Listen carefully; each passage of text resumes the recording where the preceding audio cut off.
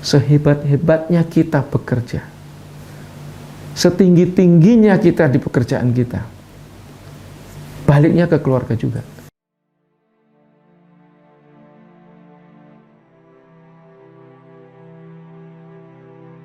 Kalau saya pribadi ya, selama kemarin pandemi itu kan kita di rumah semua tuh. Keluar pun kalau ke kantor nyensor.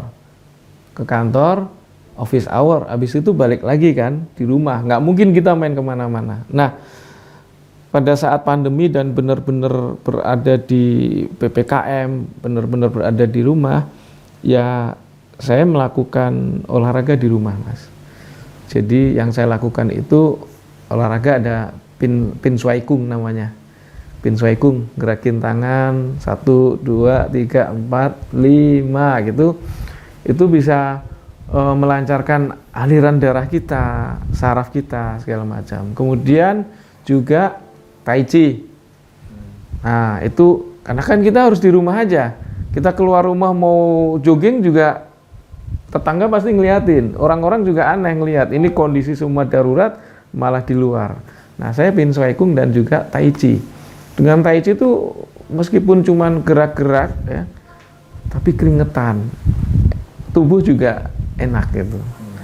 Kemudian main pingpong ya, main pingpong olahraga gitu kan, interaksinya tidak terlalu berat juga lah gitu. Nah, itu yang saya lakukan untuk menjaga kebugaran aja. Jogging ada 2 tempat yang saya favorit. Kalau joggingnya dari kantor, saya ke GBK. Ya, GBK itu kan asik tuh. Yang kedua, kalau saya di rumah, saya joggingnya di kawasan Bintaro. Nah, itu ada tuh trek yang memang untuk jogging gitu kan, muter situ aja. Jadi nggak jauh-jauh dari rumah, kita juga nggak perlu pergi jauh dari rumah dan segala macam. Dan itu cukup asik dan bisa kita lakukan setiap hari juga gitu.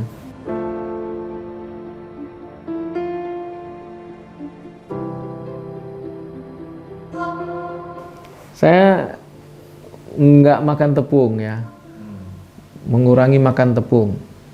Ya, karena tepung itu kalau saya efeknya, mungkin buat orang lain beda gitu ya. Kalau saya efeknya itu badan melembung, perut buncit gitu ya. Jadi kayak nggak enak gitu. Kalau buncit tuh kan duduk begini nggak bisa. Nah ini sekarang kita udah bisa nih Mas. Nah itu ternyata saya dari tepung, sehingga saya nggak makan tepung. Kemudian juga mengurangi susu-susuan. Jadi susu, keju, dan produk turunannya gitu ya. Kemudian saya juga mengurangi kopi, teh, coklat sebagai minuman. Karena untuk mungkin detoksifikasi ya. Dulu saya udah minum banyak kali kan. Dulu tiap kita nongkrong Mas sama temen mau pagi, siang, sore, malam, itu dimanapun tempatnya kan kita selalu pesannya kalau nggak kopi, coklat, teh, kopi, coklat, teh, muter itu aja. Nah mungkin pada titik tertentu sekitar 2 tahun lalu ketemu tuh ada yang aneh nih di badan gitu. Oh ternyata setelah dilacak ketemu sumbernya itu, sehingga sekarang saya lebih banyak minum air putih aja gitu.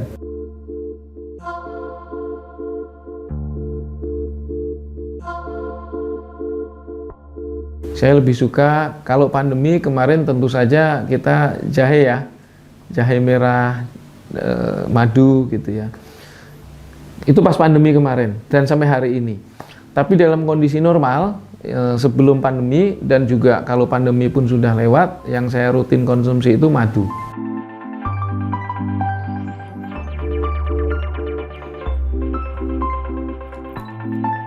Kalau film jelas ya, sebelum saya di lembaga sensor film juga saya suka film. Dari kecil tuh, dari SD segala macam.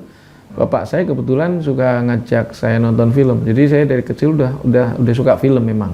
Kalau itu udah jelas. Tapi kalau yang seni yang dimaksud tadi, ya saya suka musik, suka nyanyi gitu ya.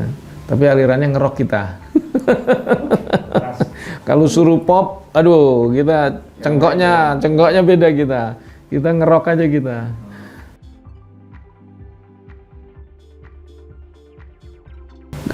Tentu yang kalau saya pribadi ya suka action yang pertama. Yang kedua drama, ketiga komedi, 4 horor gitu. Tapi kira-kira urutannya itu. Karena ya action nggak mudah juga loh bikin film action. Kesannya kayak gedebak-gedebuk gitu ya. Tapi kan ada koreografi karate, koreografi geraknya segala macam, belum stuntman-nya segala macam. Itu ada tips tersendiri loh. Nggak mudah gitu. Nah, kemudian baru yang lain lah, drama, komedi, horor segala macam gitu.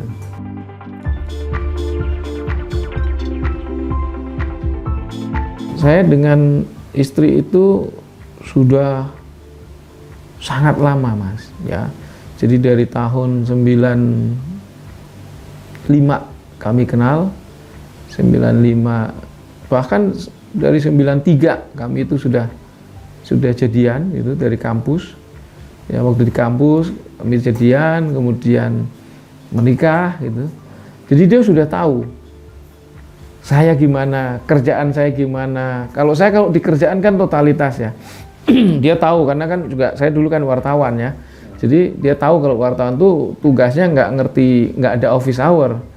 Mau jam berapa ada kejadian, mau jam berapa harus wawancara, dia jalan. Dan handphone nggak boleh mati gitu kan, karena kejadian bisa terjadi di jam 2 pagi, jam 3 pagi yang kita nggak tahu dan harus ada dan harus bisa. Wong kita yang melaporkan untuk publik. Dia sudah tahu itu dari awal kuliah, sehingga ketika sekarang saya menjalani kehidupan saya, apalagi sekarang menjadi ketua LSF, itu dia sudah sangat paham dan sangat ngerti.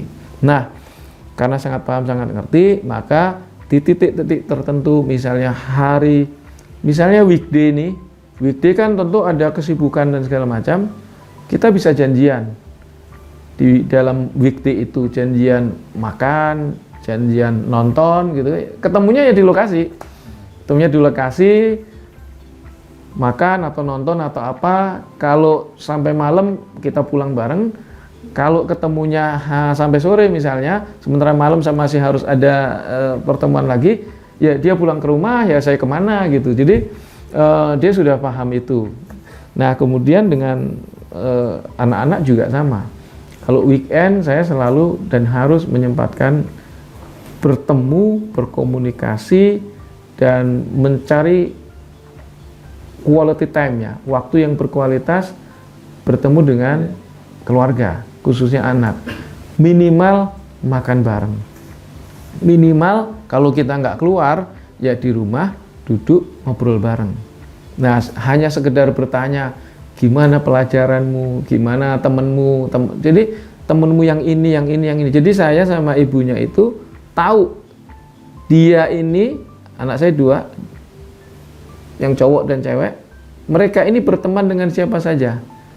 Ngerti, karena kita ngobrol. Jadi kalau dia mau ketemu, mau hangout dengan siapa segala macam, kita udah ngeh, oh lagi sama temen ini, oh lagi sama temen ini. Bahkan pamit misalnya ini harus ngerjain tugas atau apa, nginep, kita pun tahu. Antara orang tuanya juga tahu. Jadi itu bagian yang tetap nggak mungkin hilang, Mas. Karena saya pribadi dan juga istri itu punya sikap begini. Sehebat-hebatnya kita bekerja, setinggi-tingginya kita di pekerjaan kita, baliknya ke keluarga juga. Sesibuk-sibuknya kita, seenggak punya waktunya kita, enggak lah, tetap harus ada waktu untuk keluarga.